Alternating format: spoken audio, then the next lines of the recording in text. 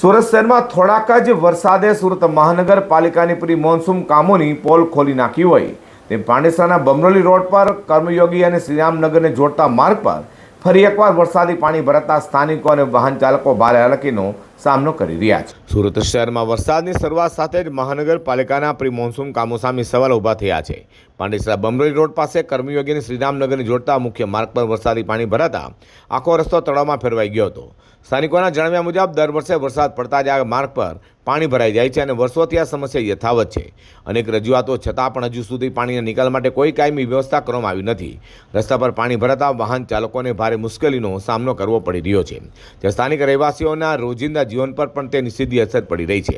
સૌથી ચોંકાવનારી વાત એ છે કે આ વિસ્તારમાં કોર્પોરેટર તેમજ સુરત શહેરના દંડકનું નિવાસસ્થાન હોવા છતાં સમસ્યા યથાવત હોવાનું સ્થાનિકોએ જણાવી રહ્યા છે।